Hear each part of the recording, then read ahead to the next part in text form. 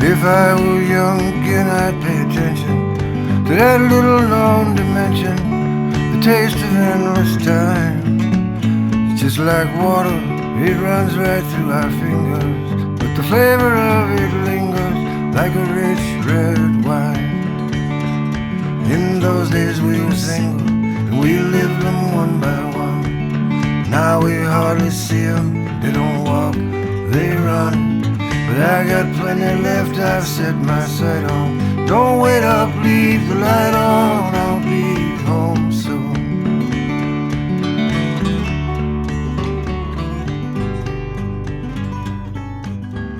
Hello there, it's Chuck from Above the Basement Boston Music and Conversation. With a background in radio, Jim Olsen co-founded Signature Sounds with Mark Thayer in Northampton, Massachusetts in 1995 and works with some of the finest singer-songwriter, Americana, modern folk, and rock musicians around, including Kris Delmhorst, Lake Street Dive, Twisted Pine, Chris Smither, Peter Mulvey, Erin McKeown, Josh Ritter, and Lori McKenna, to name just a few. He helped guide Signature Sounds through the internet era while fostering a community of musicians who not only have their own projects, but have collaborated with other signature artists to create supergroups like Redbird, Barnstar, and the Pine Hill Project. They started the Green River Music Festival, which was named one of the 50 Essential Summer Music Festivals by the New York Times and is celebrating its 32nd year. So here is our conversation with Jim Olsen, recorded at the Parlor Room in Northampton, Massachusetts.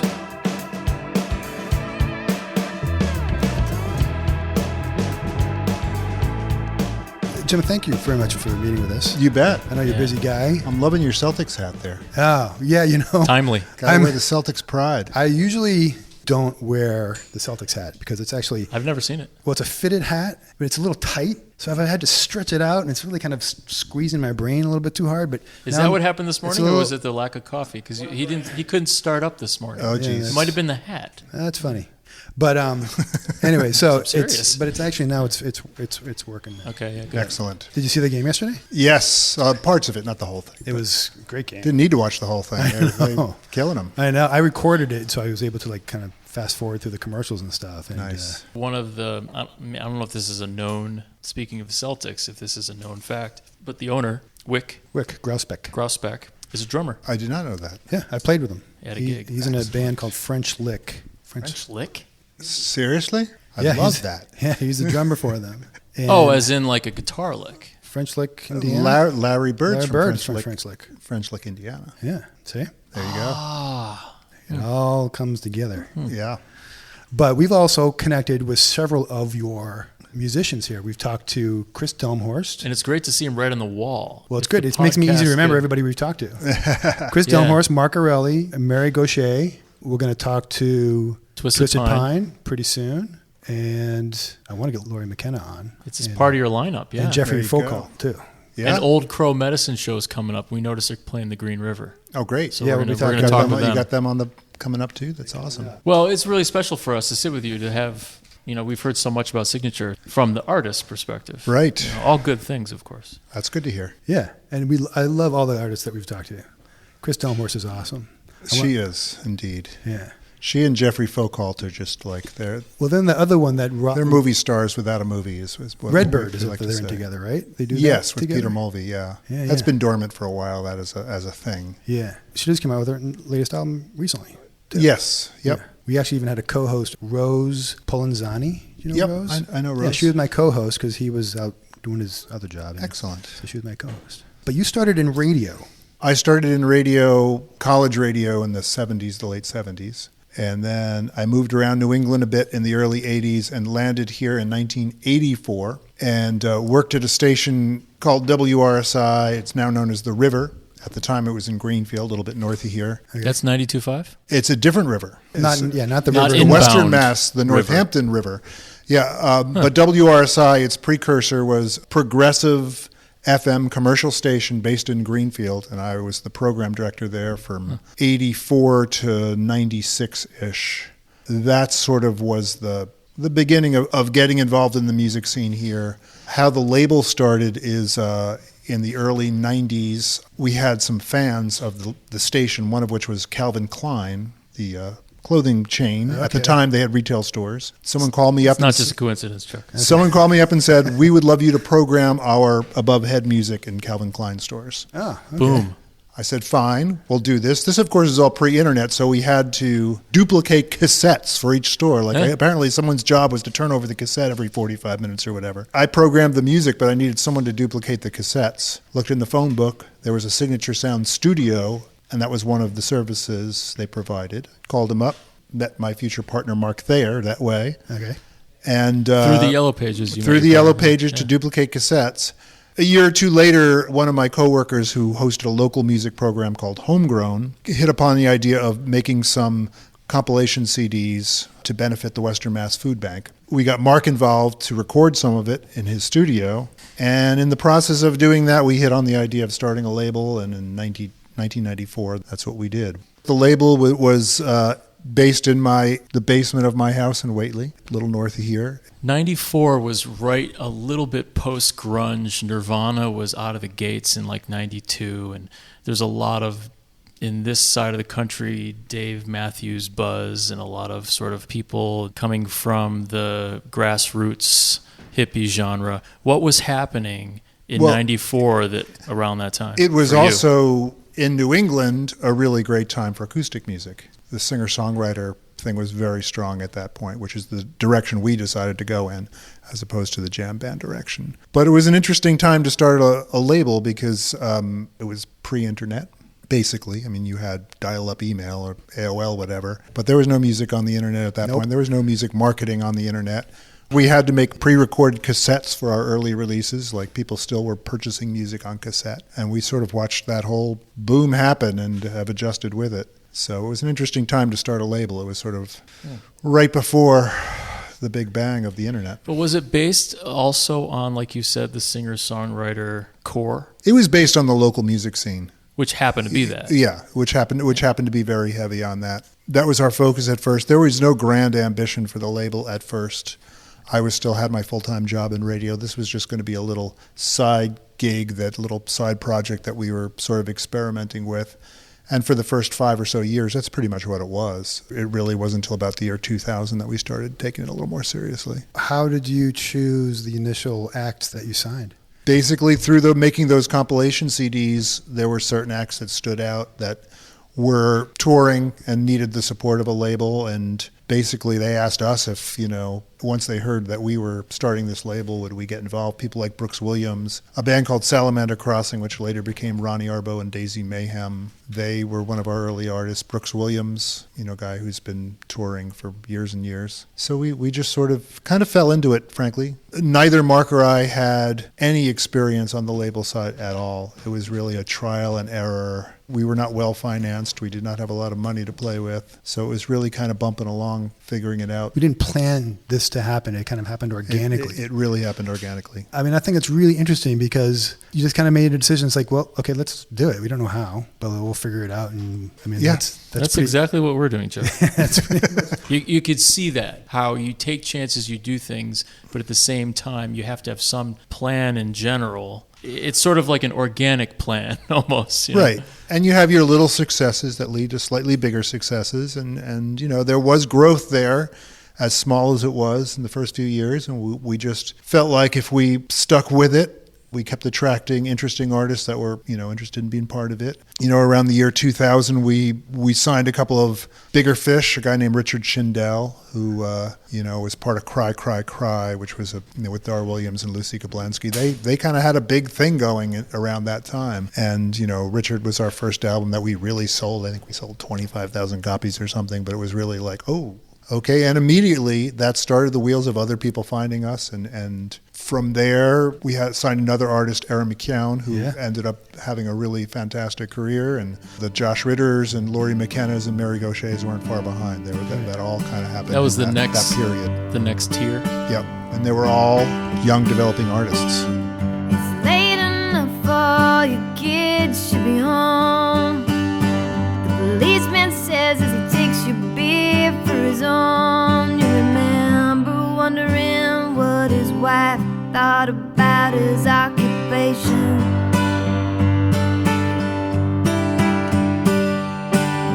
He knows that you were chasing a dream to the down line and then backing over again. So he winks at your girls and he tells you all to see you later.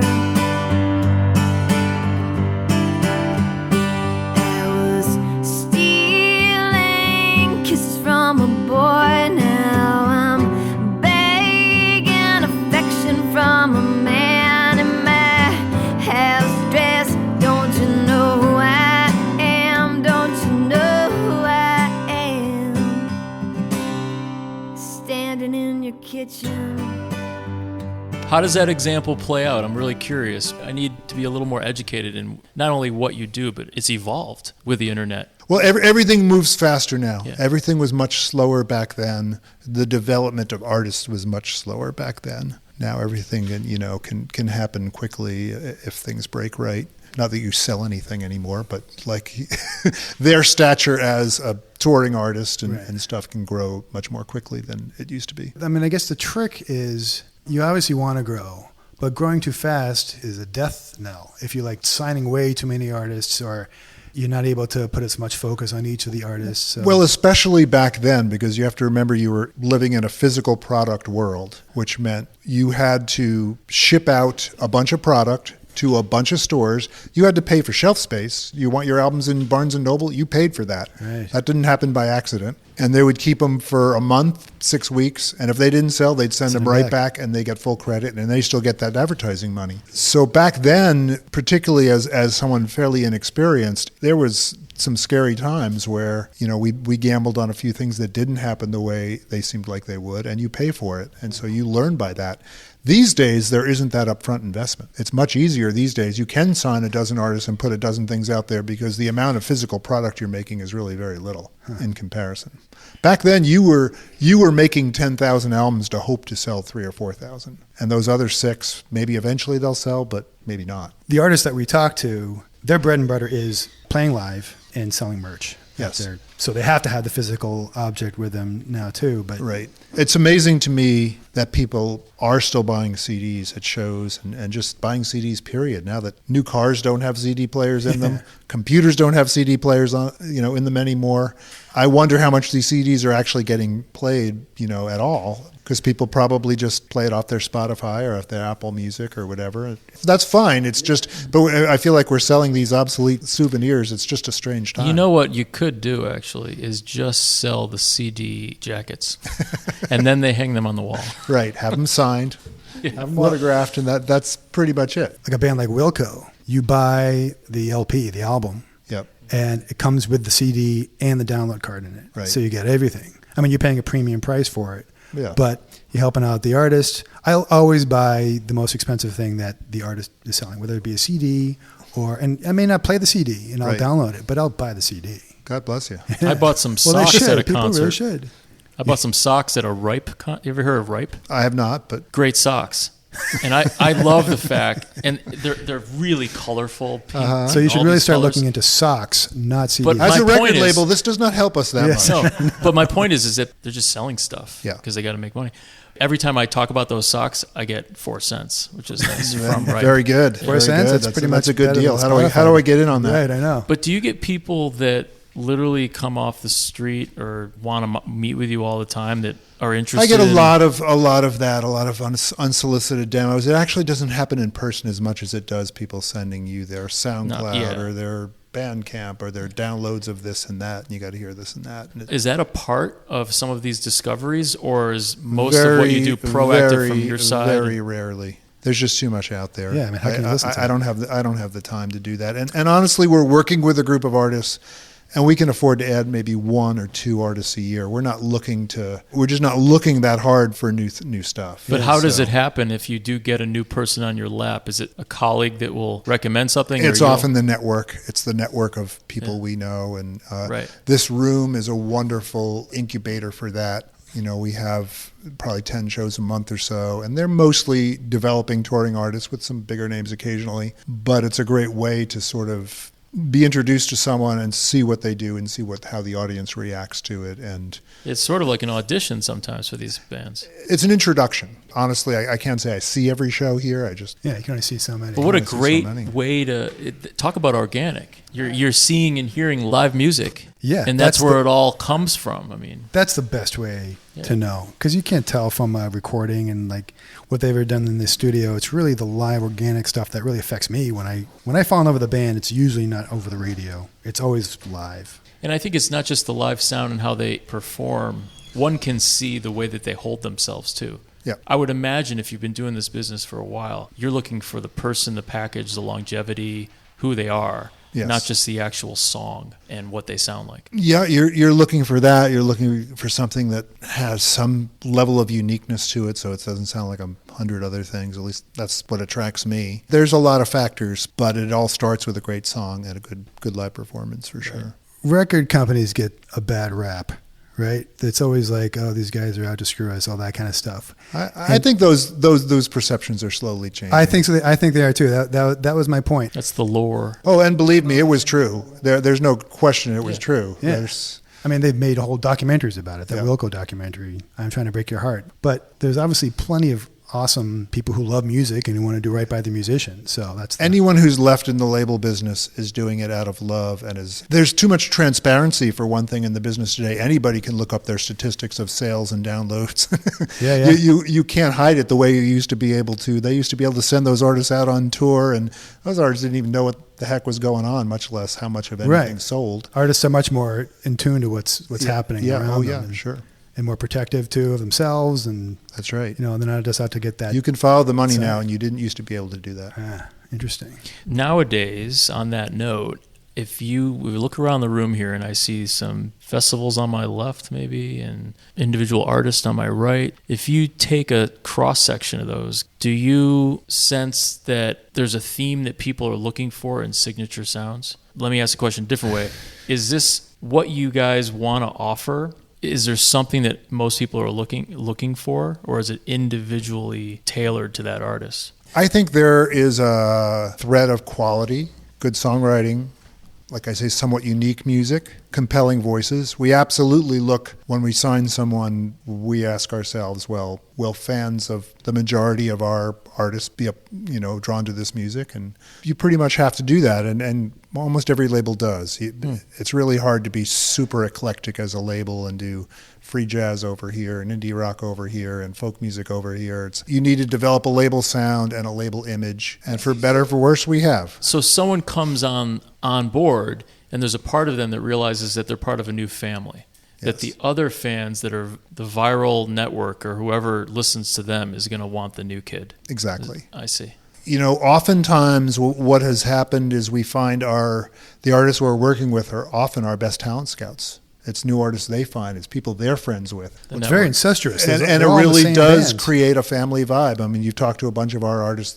They're all friends with each other, That's why it's different than some of those classic labels of growing up what we think about. Where Capitol is going to, or whatever, is going to sign these three different people. They're going to be totally different from each other, but they're signed for different reasons. I think if there's one label that I can't say we use them as a model because it's a whole different scale, but just artistically, which was really appealing to me, it was the Warner Brothers of the early 1970s, where they had Bonnie Raitt and Randy Newman and Ry Cooder and Tom Waits, and these artists that, now they're household names, but back then it took them 5-6 albums to break them. But there was a sort of a very unique quality through all those records. Right, And they're classic albums. They've all stood up. You can listen to any record by any of those artists, and they all stand up beautifully. But there's a certain thread that runs through it of, again, quality, great songwriting, great performances. Would you today start a record label if you were just going to start off? No. Was it more of a naivete back then, or was it just different because it's just the scene's changed? What is a record label now is so different from what it was back then. You're kind of redefining it, aren't you? Really, a good manager can be a record label, and probably should be for a lot of artists. So many artists now do it well in-house, frankly, and there's no reason for them to need a record label. I'm not saying we have no place in the world. I'm just saying if I were to start again today, it just doesn't fill the same niche. I can't believe people are still starting record labels, honestly, and trying to get it off the ground, because it's really a tough game. You know, our advantage at this point is that we have a catalog of titles, and while they don't all sell well, they all sell a little bit, they stream a little bit. There's a certain level of funding that we get from those sales that we can count on from month to month to keep it going. If you were to start new from ground zero, that's a long way to go. But you've also created a culture as well, especially with the festivals that you do. Well, that's the other piece of our business. We recognized, about 10 years ago that getting into live music was a good idea, and that it was another way to work with our artists and another income stream, obviously, and it proved to be kind of one of the wisest things we've done, is to sort of get into the live music scene. And that was including the Parlor Room here. Including the Parlor Room. We also produce shows at venues around Western Mass, the Academy of Music across the street, the Big Theater, a smaller theater called the Shea Theater in Turners Falls, Gateway City Arts, and our biggest venture, which is the Green River Festival, which is something I've been working on for 30-something years. 30? Yeah. We took it over as a company about 5 years ago. And is it that long, really? That it's been going on for? It started as something, very small. So we try to make it. It's July 13th through 15th. And where is it? Greenfield, which is a little north of here. Yeah. What a great location, too, because I have family up in Vermont, and we go to Greenfield, Mass., go right through that area, go straight up 91. So you're going to get New Hampshire, Vermont, absolutely. Mass. And our site is such a wonderful site. We're on the community college campus there, Greenfield Community College. It's less than a half a mile from the exit off of 91. So you should definitely go. Oh, I'd love to go. Come on out. Is it growing? It is at a place where we want it to be and where we kind of can be. The college has given us limits as to how many people they want, how many tickets they'll allow us to sell. And I don't want to grow into Bonnaroo. I have no interest in that. I have no interest in getting something that's kind of out of control. It sounds like a perfect sweet spot, because you have something robust, standing the test of time for 30 years, growing, but yet, you want it intimate enough that it's a family thing. Right. And it's, it's pretty wonderful in that it gives us, again, another chance to work with artists, even the artists like this year we're having Josh Ritter back. Last year we had Lake Street Dive back. There are artists that have moved on from the label, but we're still friendly. We still generally produce all their concerts when they come around here, and it gives us another way to work with them. From the perspective of the artist, do you find that less and less artists are trying to get signed? Not so much. Yeah. I mean, I find that most of them seem to be producing their own stuff. They're going into the studio. They're doing their Kickstarter. They're doing that, and they're just touring the hell out of it. That is mostly what it is at this point. If a label comes along and it wants to help, and it seems like a logical move, they'll do it. It's not the be-all, end-all that it used to be. It used to be, you go to South by Southwest and pray you'd meet that label and get signed, and your career didn't really start until that happened. It's almost a relief. Yeah. It weeds out things that are not quality, I think. Right. Yeah. You can get an incredible act that comes out of nowhere, of course. You get things that are hiding in plain sight, and that was the case with Lake Street Dive.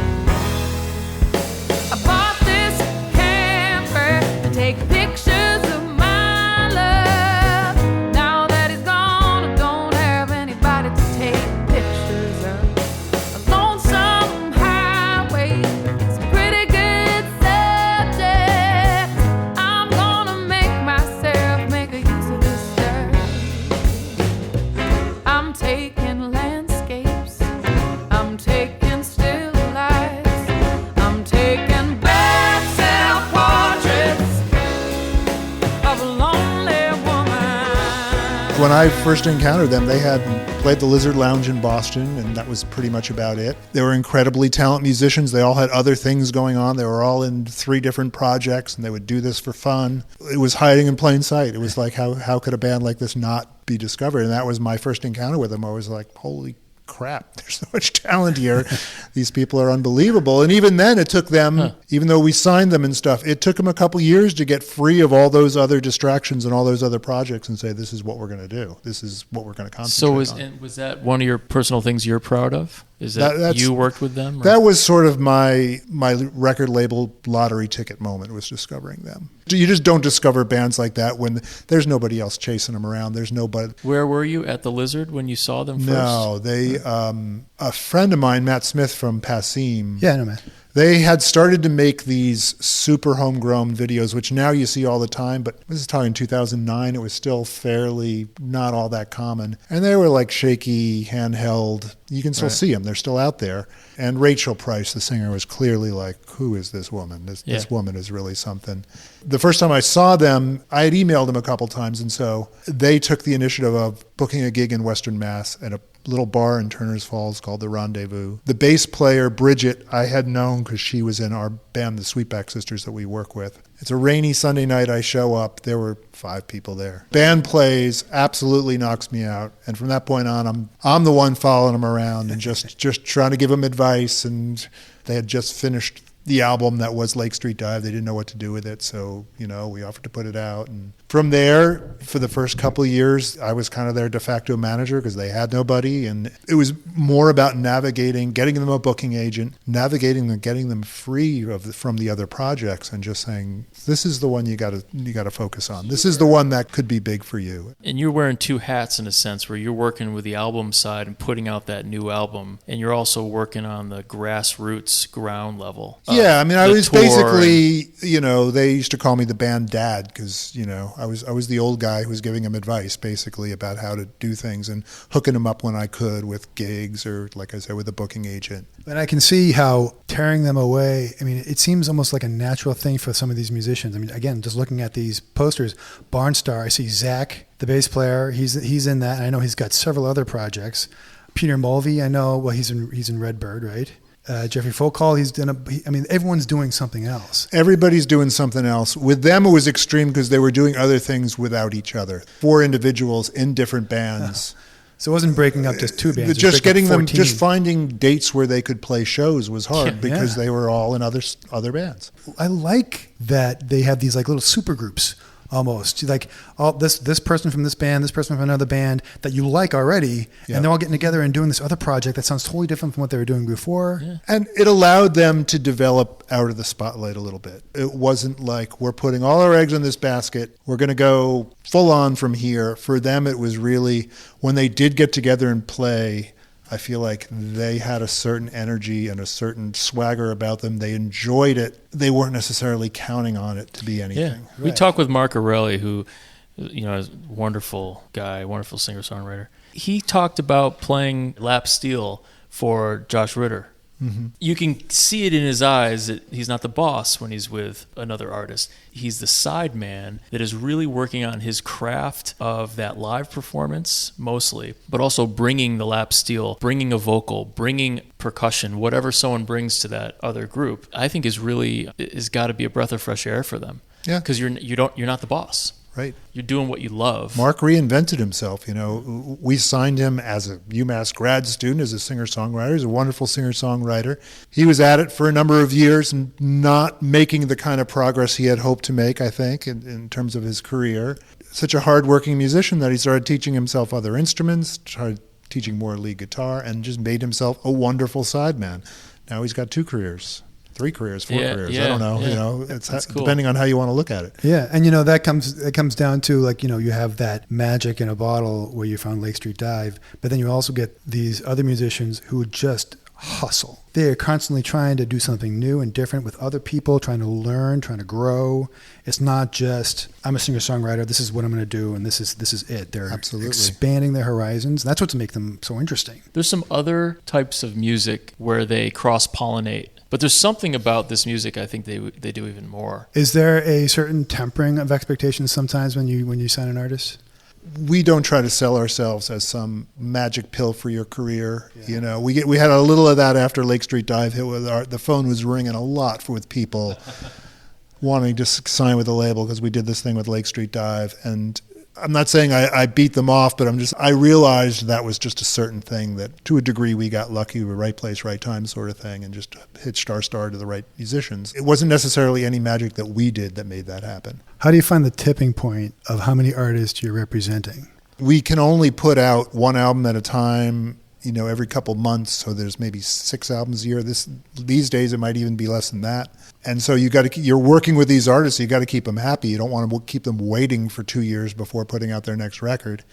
So it's just a matter of how the calendar fills up and keeping a balance on it. There's certain artists that just have priority, frankly. We've been working with Chris Smither for a long time. We've been working with Elin Jewell for a long time.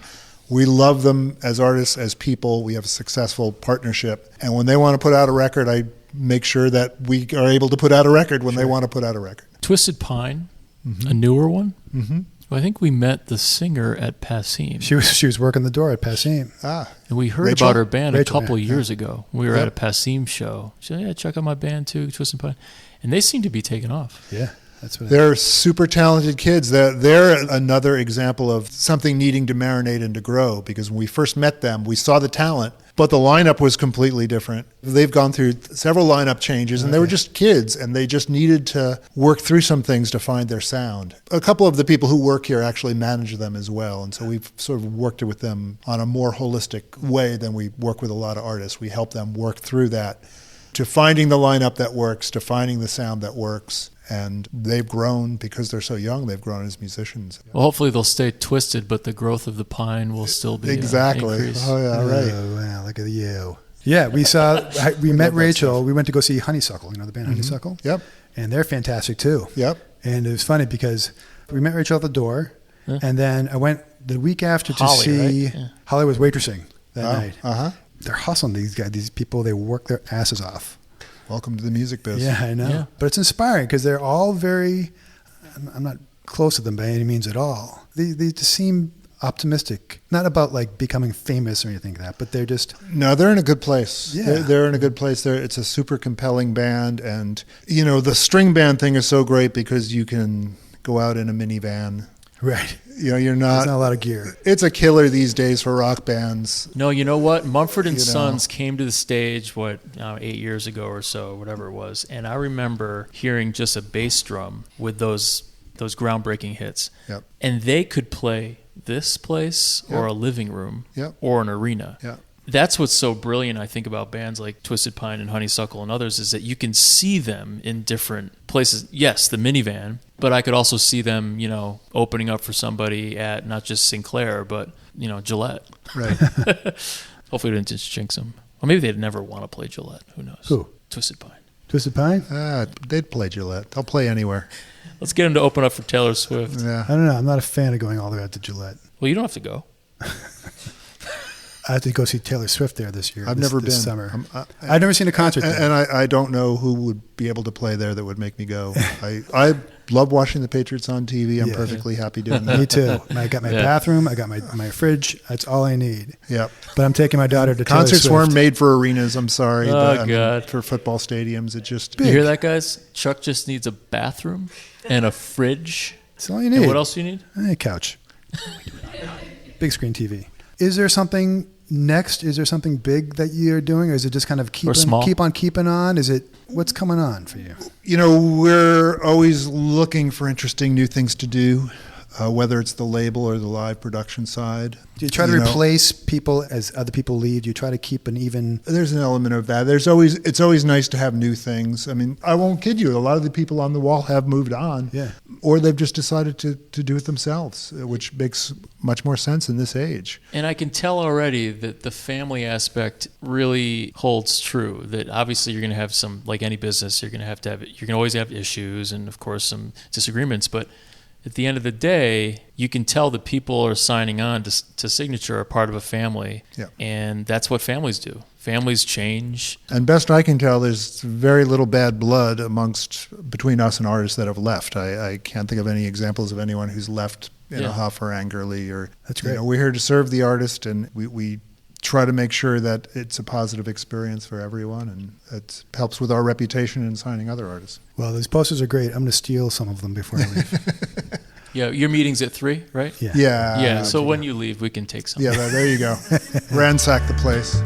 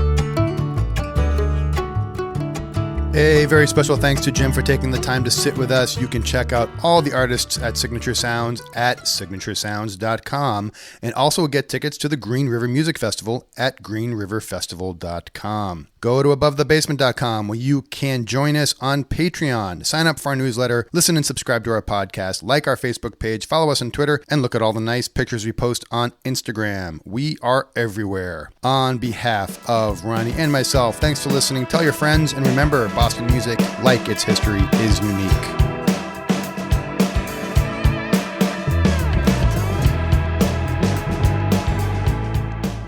How would you like to join us in creating great conversations that inspire and connect? Patreon is a membership platform that provides a way for creators like us to build relationships and provide exclusive experiences to subscribers or patrons. We have been self-financed since we got off the ground in June of 2016, but in order to continue to fully invest all we can in each episode, we need your patronage. For more information, please go to patreon.com/abovethebasement.